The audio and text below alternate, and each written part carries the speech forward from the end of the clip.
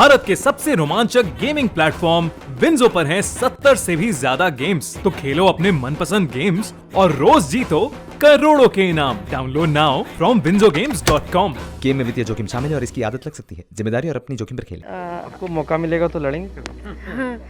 लड़ाई तो मैं कर लूंगी। लड़ा लो हमको। अच्छा, चुनाव का पता नहीं हमको। लड़ा लो किसी से, हम लड़ लेंगे। मैं चुनाव का भी पता नहीं। बंगाल में किसकी जीत होगी? 100% भारतीय जनता पार्टी की होगी। उसका कारण ये है कि मैंने बंगाल को 20 साल पहले से भी देखा है और बंगाल की जो हालत है उसकी दुर्दशा किया है जो पिछली सरकारें रही हैं। तो जो भी सरकार गुंडागर्दी बंद कराने में सक्षम हो वो सरकार। माननीय महाराज जी को वहाँ मौका देना चाहिए। महाराज जी प्रचार में लगे हैं। प्रचार में हैं और माननीय महाराज जी ने कहा भी कि ये जो गुंडागर्दी मचा रखे हो ये नहीं चलेगी और नहीं चलेगी। उत्तर प्रदेश में अब पंचायत चुनाव की तैयारी की जा रही है और दूसरी तरफ अब जो भोजपुरी सिनेमा है उसको लेकर भी तैयारी जोर शोर से है। हालांकि कोरोना चल रहा है लेकिन उसके बावजूद भी भोजपुरी सिनेमा को बढ़ावा देने के लिए एक अवार्ड फंक्शन भी किया जा रहा है। इस समय हमारे साथ भोजपुरी स्टार निरहुआ जी मौजूद हैं जो राजनीतिक तौर पे भी जुड़े हुए हैं और आम्रपाली जी भी हैं। उनसे हम पूछते हैं किस तरीके का ये प्रोग्राम है और किस तरीके से वो अपनी तैयारी कर रहे हैं। निरहुआ जी, आप लखनऊ में हैं आज।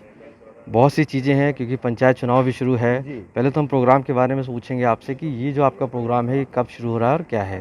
ये 13 तारीख को है। अवार्ड है भोजपुरी सिनेमा अवार्ड। नौरंग कि सबरंग अवार्ड है। और ये अवार्ड करने के पीछे कारण यही रहा कि लॉकडाउन के दौरान जब सारी फिल्में बननी बंद हो गई, पूरी इंडस्ट्री बंद हो गई, तो जैसे लॉकडाउन खुला उसके बाद पूजनीय महाराज जी ने हम सभी भोजपुरी इंडस्ट्री के लोगों को, हिंदी के इंडस्ट्री के लोगों को, सभी लोगों को आमंत्रित किया कि आप लोग जो है आ करके यूपी में शूटिंग कर सकते हैं। आपको सारी सुविधाएं यहाँ मिल जाएंगी और किसी प्रकार की कोई दिक्कत नहीं होगी। तो आज लगभग भोजपुरी की 100% फिल्में जो है वो आ गई है उत्तर प्रदेश में। बनारस से लेके हमारे अयोध्या से लेके प्रतापगढ़ से लेके लखनऊ तक सारी फिल्में यहीं बन रही हैं। तो एक जो सबसे बड़ी मुश्किल आई थी लॉकडाउन के दौरान कि जो टेक्नीशियन ऐसे थे जो रोज़ कमाने खाने वाले लोग थे, उनकी हालत बहुत ही ख़राब थी। तो सरकार भी मदद की और जितने इंडस्ट्री के प्रोड्यूसर थे, हीरो थे, डायरेक्टर थे, जो जितना सक्षम था सब लोग मदद कर रहे थे लॉकडाउन जब तक चला। लेकिन उसके बाद एक ही हम लोगों का टारगेट था कि कितनी जल्दी जो है काम शुरू हो जाए ताकि सब लोगों को काम मिलने लगेगा तो फिर सब अपनी मदद खुद ही कर पाएंगे। तो लॉकडाउन जैसे ही खुला सरकार की गाइडलाइन आई और हम लोगों ने फिल्में शुरू कर दी और मुझे लगता है 4-5 फिल्में हम लोग यूपी में ही शूट कर चुके हैं। आगे भी जो सारी फिल्में वो यहीं शूट। निरहुआ जी, अभी अगर बात करें तो कोरोना संक्रमण फिर से पूरी तरीके से बढ़ चुका है, लखनऊ में भी है। अब अगर ये अवार्ड फंक्शन होता है तो कहीं ना कहीं इम्पैक्ट डालेगा। तो ऐसी स्थिति में आप लोग इस पूरे सिचुएशन को कैसे मैनेज करेंगे? बिल्कुल, हम लोग गाइडलाइन को फॉलो करके ही करेंगे। ऐसा नहीं है कि कोई टिकट शो नहीं है, ये टिकट का कार्यक्रम नहीं है कि जिसका मन वही चला आएगा। प्रॉपर व्यवस्था होगी और उतने ही लोग वहाँ आएंगे जिनको हम आमंत्रित करेंगे, जिनको हम बुलाएंगे। तो इसका ध्यान रखा जाएगा कि चूँकि अब बिना काम किए तो चल नहीं पाएगा। बहुत दिन हम लोग घर में बैठ के भी हम लोग देख लिए, पर जब सब लोगों को काम करना ही है तो गाइडलाइन फॉलो करेंगे और उस हिसाब से काम करेंगे। सर, क्योंकि पंचायत चुनाव की आहट उत्तर प्रदेश में हो चुकी है, आप भी यहाँ पर राजनीतिक जुड़े रहे हैं, आजमगढ़ से भी रहे हैं। आपको क्या लगता है इस पंचायत चुनाव में, क्योंकि आप बीजेपी का फेस रहे हैं, क्या कैंपेनिंग बीजेपी की शुरू करेंगे? आप किस तरीके से इसको लेते हैं? पंचायत चुनाव में मुझे नहीं लगता है कि पार्टी उतरेगी, क्योंकि ये जो ग्राम पंचायत का चुनाव है वो उसमें कोई पार्टी जो है वो भाग नहीं लेगी। तो उसमें हम लोग नहीं उतरेंगे, लेकिन उसके बाद जो चुनाव होंगे उसमें उतरेंगे। बंगाल चुनाव के लिए कुछ आपने विचार किया है? बिल्कुल, बंगाल प्रचार में मेरा तो एक दिन कार्यक्रम भी था 16 को, पर संयोगवश मुझे जुकाम उसी दिन हो गया तो मैं नहीं गया। मैंने अपना टेस्ट वेस्ट कराया और सब कुछ ठीक रहा। पर अभी फिर कार्यक्रम लगने वाला है आसाम में भी और बंगाल में भी, तो मैं वहाँ जाऊँगा। चुनाव के लिए कुछ लोगों को मैसेज देना चाहेंगे जो इस बार चुनाव पंचायत चुनाव है? बिल्कुल यही कहेंगे कि आप लोग चुनाव में अपनी तैयारी कर रहे हैं और बहुत अच्छी बात है। बस एक दूसरे का ध्यान रखिए, स्वास्थ्य का ध्यान रखिए और मास्क लगा के रखिए, क्योंकि जान है तो जहान है। तो अपने भी स्वास्थ्य का ध्यान रखें और अपने समर्थकों का भी ध्यान रखें, यही मैं कहना चाहूँगा। आम्रपाली जी, आपसे भी पूछना चाहेंगे कि जिस तरीके से आप भी आज लखनऊ में हैं, और सबसे पहले आप बताइए कि आपका किस तरीके का ये इस प्रोग्राम को आप देखती हैं जो होने वाला है, और दूसरा ओटीटी प्लेटफॉर्म पर जिस तरीके से वेब सीरीज़ आ रही हैं वो कितना इफ़ेक्ट डालती हैं ये भोजपुरी सिनेमा को? जी, सबसे पहले तो फ़िलहाल जो हमारा फंक्शन होने वाला है 13 तारीख को, सबरंग फिल्म अवार्ड्स 2021, मैं बहुत ज़्यादा इंतज़ार कर रही थी इस अवार्ड का, बिकॉज़ जैसे कि हम सब काम करते हैं अपने अपने क्षेत्र में, बहुत मेहनत करते हैं। बाकी लोगों को तो प्रमोशंस मिल जाते हैं, बोनसेस मिल जाते हैं कई बार, पर हमारा प्रोत्साहन यही होता है कि हमें हमारे इंसेंटिव्स के अलावा जब अवार्ड दिया जाता है और हमारे काम के एक्सीलेंस को देखा जाता है, तो हमें बहुत ज़्यादा खुशी महसूस होती है। तो आई वाज लिटरली वेटिंग कि एक अवार्ड फंक्शन हो और 2019 और 20 में हमने जितने भी काम किए हैं उसको उसकी अच्छाई को लोगों तक पहुंचाया जाए। तो इसीलिए I am very desperately waiting for this award show. और आई थिंक ओटीटी का भोजपुरी पे क्या असर पड़ रहा है, भोजपुरी फ़िल्मों पे, क्योंकि मैं फ़िल्मों से रिलेटेड हूँ। ऑनेस्टली मुझे लगता है कि दोनों बहुत ही अलग अलग प्लेटफॉर्म्स है, और फिल्म्स जब तक ओटीटी पे आएगी नहीं तब तक मुझे पता नहीं है। मैं यूट्यूब पर फिल्में आती है ये जानती हूँ, और किसी ओटीटी प्लेटफॉर्म पर हमारी फिल्में आती है इसके बारे में मुझे जानकारी नहीं है।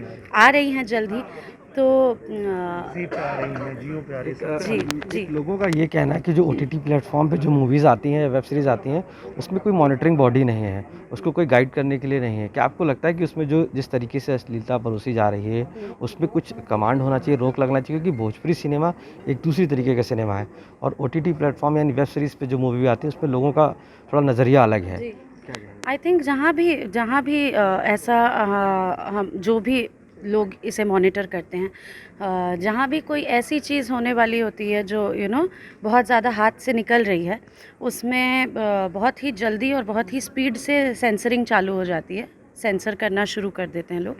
तो मुझे लगता है कि अगर बात हाथ से निकलेगी तो हमारी सरकार ज़रूर ओटीटी पर भी सेंसरिंग चालू कर देगी, फिर चाहे वो चैनलों के माध्यम से करे या उसके लिए एक यूनियन बनाए या जो भी करे।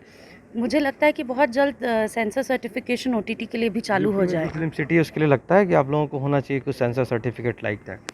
आई थिंक मेरी जो बहुत दिली चाहत है कि हमारी फ़िल्में मल्टीप्लेक्सेस में रिलीज़ हों, उत्तर प्रदेश में, बिहार में।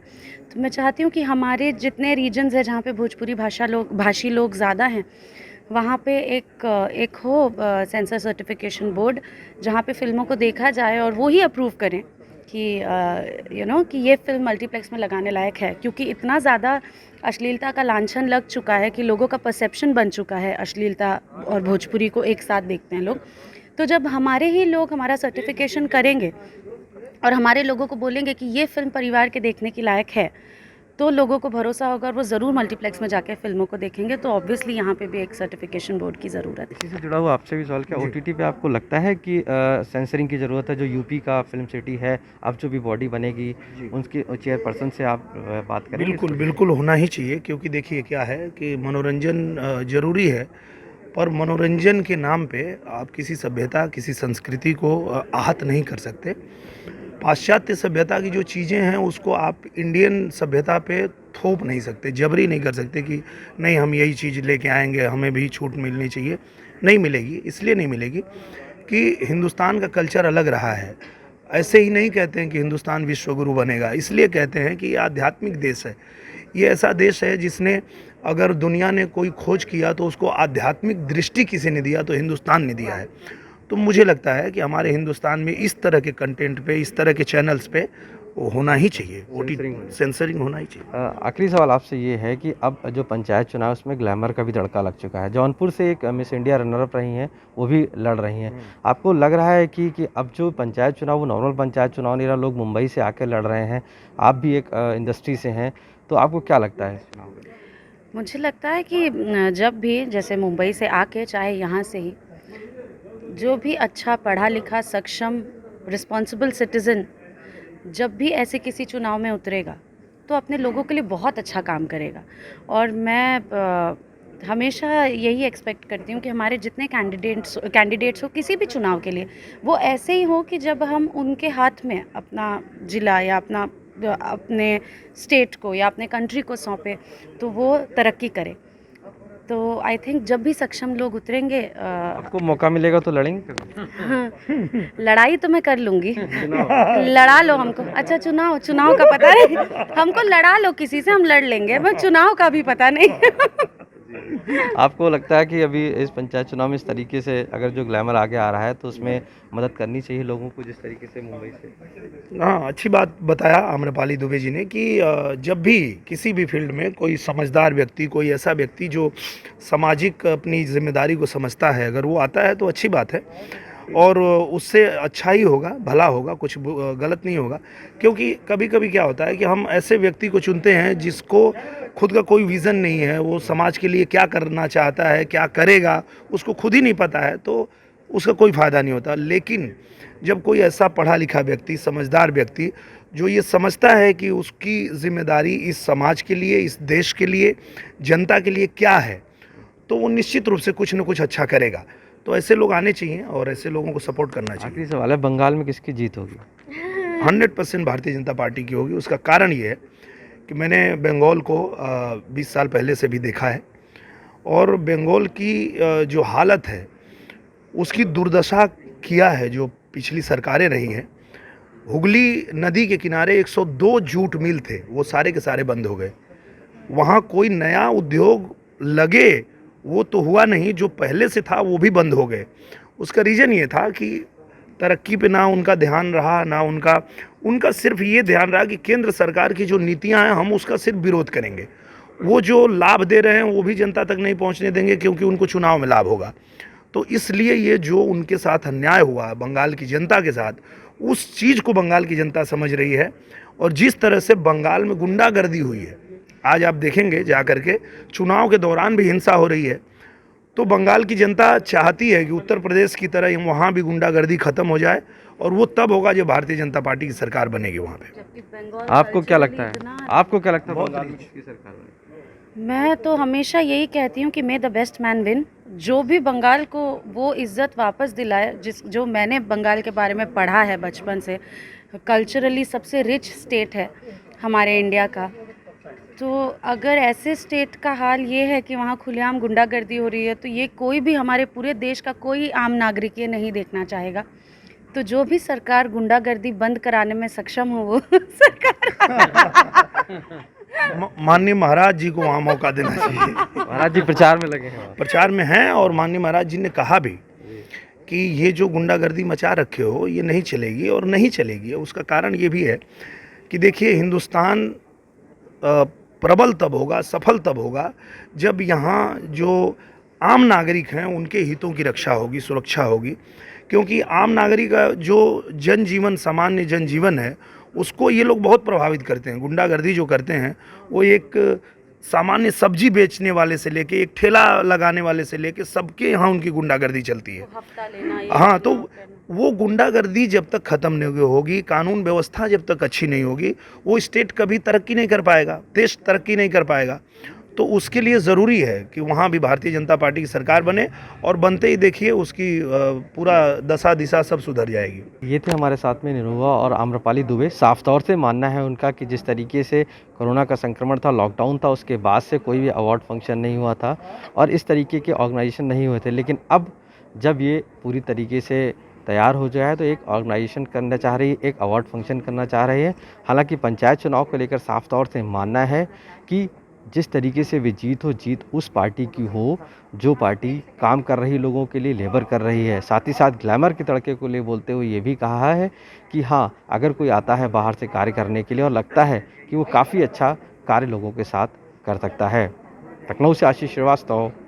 न्यूज़ तक को best digital media news channel category में मिला सिल्वर ट्रॉफी।